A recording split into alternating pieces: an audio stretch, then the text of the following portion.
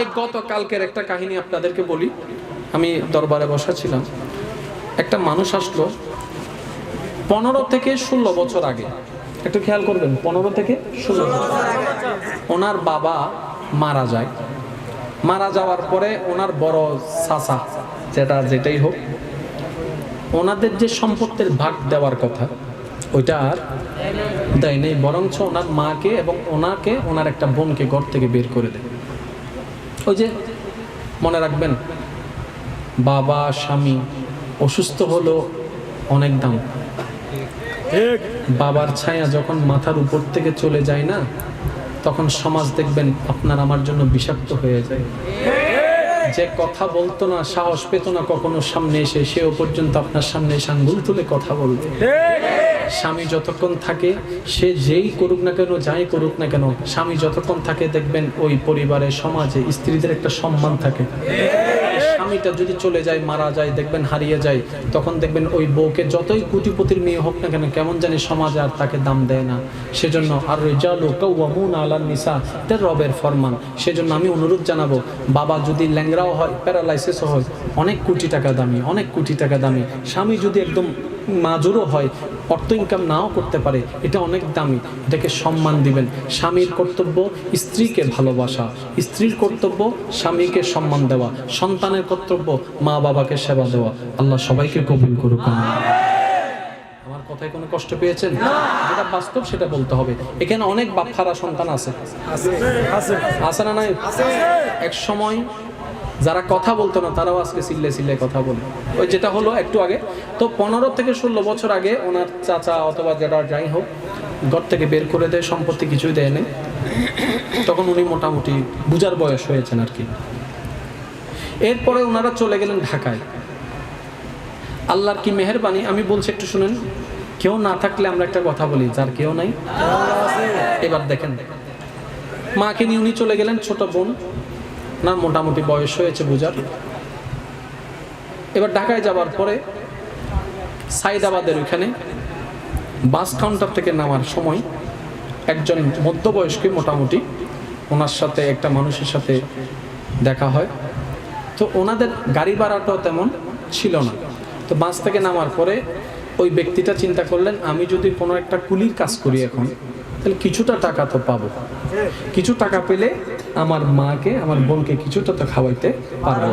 এটা হচ্ছে পুরুষ জাতি। নিজের চিন্তা করে না, পরিবারের মুখে খাবার তুলে দেওয়ার জন্য দিন রাত পরিশ্রম করে। আমার প্রবাসী ভাইদেরকে একটু দেখেন না, দেশের মায়া ছেড়ে বিদেশের পাড়ি দিয়েছে, দিন রাত পরিশ্রম করে না খেয়েও পরিবারের মুখে খাবার তুলে দিচ্ছে। চিন্তা করে 2টা টাকা যদি আমি বাঁচাতে পারি, পরিবারের মুখে খাবার তুলে দিতে পারবো। একটু খেয়াল করবেন, উনি কুলির কাজটা করে ওইখান থেকে উনি পেয়েছিলেন বলে 70 টাকা। কত টাকা? 70 টাকা। 70 টাকা। ওই 70 টাকা দিয়ে উনি মোটামুটি ওই দিন খাওয়ার ব্যবস্থা করলেন, কিন্তু উনি কিছু খাই নাই। খুব খেয়াল করবেন, উনি কিছু খাই নাই। এইভাবে করতে করতে অনেক দিন যাওয়ার পরে উনি একটা দোকানে চাকরি নিলেন। ওই দোকানের মালিকের কোনো সন্তান ছিল না, কিন্তু ওনার দোকান ছিল 3টা। খুব খেয়াল করবেন, কয়টা দোকান? 3টা। ওনার কোনো সন্তান ছিল না। তো ওই অনেক সময় হয় না, বাহিরের ছেলে আস্তে আস্তে থাকতে থাকতে নিজের ছেলের মতো হয়ে যায়। এইবার ওই মালিকটা মারা যাওয়ার আগে 3টা দোকান তার নামে করে গেছে। এবার সে 3টা দোকান থেকে 6টা দোকান, 6টা দোকান থেকে 3টা গোডাউন দিতে দিতে আল্লাহর যে বরকত, মোটামুটি এখন ওই ধরেন না কোটিপতির কাছাকাছি অবস্থা আর কি।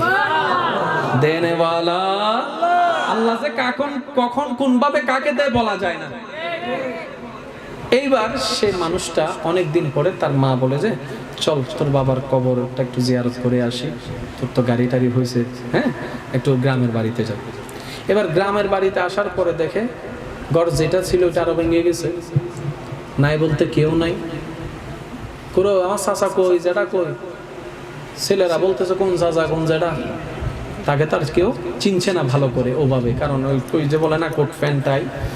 তো ঘরের ভিতর যাইয়া দেখে যে ওই জেডাটা প্যারালাইসিস হয়ে পড়ে আছে। বুঝবেন, প্যারালাইসিস হয়ে পড়ে আছে। উনি গিয়ে আদর যত্ন করলেন, বলে যে চাচা আমিও উনি যাকে গাড় ধাক্কা দিয়ে বের করে দিয়েছেন। আপনার এই অবস্থা কেন? বলে যে দেখ না তোর ভাইয়েরা তো আমাকে চিকিৎসা দিচ্ছে না। তো চিকিৎসা দিচ্ছে না নয়, আপনি অন্যের উপর জুলুম করেছেন, ওইটা আপনার উপর আসতেছে। তখন উনি বললেন, চাচা আপনি চিন্তা করিয়েন না, আপনার ছেলেরা যদি আপনার চিকিৎসা না করে আমি আপনার চিকিৎসা করব। এবার দুই চোখের পানি ছেড়ে দিয়ে যেটা বলে, কিরে আমি তোর উপর এত অত্যাচার করলাম, তুই আমার উপর এত দয়া দেখাচ্ছিস কেন? হাজার হলো তো আপনি আমার বাবার ভাই, আমার তো বাবা নাই, আপনি তো আমার বাবার মতো। আল্লাহ দিছে কি দেয় নাই? জোরে বলেন না, দিছে কি দেয় নাই? ইমানদার ভাইয়েরা ফুল ভলিউম দিয়ে আওয়াজ দিয়ে বলেন, দেওয়ার মালিককে। আমরা যদি ধৈর্য ধরার মতো ধরতে পারি, সহ্য করার মতো করতে পারি, আজ না হয় কাল, 10 বছর পর হলো না হয় ইহজগতে না হয় পরজগতে, আমাদেরকে মালামাল করে দিবেন কে? আমাদেরকে ধনী বানাই দিবেন কে? সব ধনী টাকা দিয়ে হয় না, কিছু ধনী নিয়ামত দিয়েও হয়। সবচাইতে বড় কোটিপতি কে? যার কোটি টাকা আছে? নয়, যার সুন্দর একটা মন আছে, যার প্রেম করার মতো একটা মন আছে, মানুষকে ভালোবাসতে জানে, মানুষের উপকার করতে জানে। হুজুরদের আলোচনা আপনারা অনেকবার শুনেছেন, আমি একটু শুধু স্মরণ করে দিচ্ছি। সবকিছুর মূল হচ্ছে আল্লাহকে সন্তুষ্টি করা, এছাড়া দ্বিতীয় কোনো কাজ নাই। আর কোনো কাজ আছে না? আচ্ছা, আল্লাহ হাসরের দিন কিছু বান্দাকে বলবেন, কিরে বান্দা আমি অসুস্থ ছিলাম, তুই আমার সেবা করস নাই কেন? তো বান্দা বলবে, আল্লাহ তুমি কেমনে অসুস্থ হবো, আমি কেমনে তোমার সেবা করব? রব্বে করিম বলবে, তোর পাশের বাড়িতে আমার যে বান্দাটা অসুস্থ ছিল তাকে সেবা করলে তোমার সেবা করা হয়ে যেত। আল্লাহ আরেকজনকে বলবেন, এই আমি তৃষ্ণার্ত ছিলাম, তুই আমাকে পানি দেস নাই কেন? বান্দা বলবে, রব্বে করিম তুমি কেমনে তৃষ্ণার্ত থাকো? রব্বে করিম বলবে, তুমি যদি আমার বান্দাকে তৃষ্ণা মিটাই দিতা তাহলে আমাকে তৃষ্ণা মিটাই দেওয়া হয়ে যেত। তার মানে আল্লাহ কি বোঝাতে যাচ্ছেন, বান্দারে তোর যা দরকার আমি দিচ্ছি, যতটুক দরকার আমি দিচ্ছি, যখন দরকার হবে আমি দিব, কিন্তু তোর দয়ার হাত, মায়ার হাত, ভালোবাসার হাত আমার বান্দার জন্য তুই উন্মুক্ত করে দে। ওর দিকে তাকাইস না, আমার দিকে তাকিয়ে আমার বান্দার সেবা কর। তরিকত বজুস খিদমতে খালক নিস্ত। মনে রাখবেন, যে খেয়ে ফেলে সে বড় লোক হয় না, যে দিয়ে দেয় সে বড় লোক হয়। সে দখল করে সে বড় লোক হয় না, যে অন্যের জন্য মুক্ত করে দেয় সে বড় লোক হয়। এবার চিটাঙের ভাষায় একটা কথা আছে, লাভে লোয়া বয়, নহতেই নমাতে কা লাভে অলাভে ফোলাও নবয়। 5 টাকা চান নাকি 500 টাকা? 5 টাকা নাকি 500 টাকা? অন্যায়ের 500 টাকা, হালালের 5 টাকা।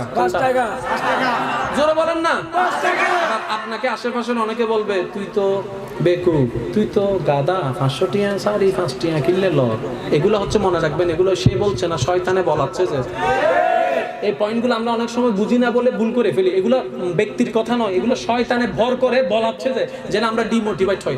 আপনি তখন বলবেন, আমার 500 দরকার নাই যেখানে আল্লাহর রহমত নাই, আমার 5টা দরকার যেখানে আমার রবের রহমত আছে। একটা কথা বলি, বরকত বলে একটা শব্দ আছে ভাইয়েরা। 5 টাকায় যে বরকত পাবেন সেটা 5000 আপনি পাবেন না। যারা খেটে খায় তারা জানে, অল্প টাকা দিয়ে তারাও চলছে। যেখানে তেলের দাম 135 টাকা, যেখানে দ্রব্য মূল্যের দাম চূড়ান্ত পর্যায়ে চলে গিয়েছে, গরিবটা তো চলছে। এবার বলি, ইনকাম তো বাড়ে নাই, চলছে কিভাবে? আপনি ভেবে দেখেন, কোনো না কোনো ভাবে দেখবেন আপনার মন বলবে, আল্লাহর রহমত, আল্লাহর রহমত, আল্লাহর রহমত, আল্লাহর রহমত, আল্লাহর রহমত, তিনিই তো রব্বুল আলামিন। সত্যি করে বলেন, আল্লাহ কি খাওয়াচ্ছে নাকি খাওয়াচ্ছে না? আল্লাহ কি দিচ্ছে নাকি দিচ্ছে না? আল্লাহ আমাদের থেকে কোনো কিছু চাই না, আল্লাহ শুধু চাই, ও আমার বান্দা যা দরকার আমি দিব, শুধু তুই আমার শুকরিয়া করবি। বিজ্ঞানের একটা কথা বলে আমি এখন শেষ করছি। বর্তমান চিকিৎসা বিজ্ঞান জানান দিচ্ছে, মানুষের মস্তিষ্ক সুন্দর থাকার জন্য, চিন্তা ভাবনা ভালো রাখার জন্য, মনকে ফ্রেশ রাখার জন্য, যে মানুষ যত বেশি কৃতজ্ঞতা হয়, যে মানুষ যত বেশি মানুষের প্রতি থ্যাঙ্কফুল হয়, তার অন্তর তত পরিষ্কার থাকে। আর সেই কৃতজ্ঞকে বলা হয় শুকরিয়া। আল্লাহ তাআলা সেটাই বলেছেন, লাইন শাকারতুম, যদি শুকরিয়া করো আমি নিয়ামত বাড়াই দিব। বলেন না সুবহানাল্লাহ। উঠতে বসতে খাইতে ঘুমাতে সব সময় আল্লাহ শুকরিয়া আদায় করার দরকার আছে না নাই? আর একটু জোরে বলেন, আলহামদুলিল্লাহ বলার দরকার আছে না নাই? এই আলহামদুলিল্লাহ বলার শিক্ষা হাজারো কষ্টে রবের দিকে তাকাই থাকা শিক্ষা দিয়েছেন ইমাম হোসেন কারবালার ময়দানে।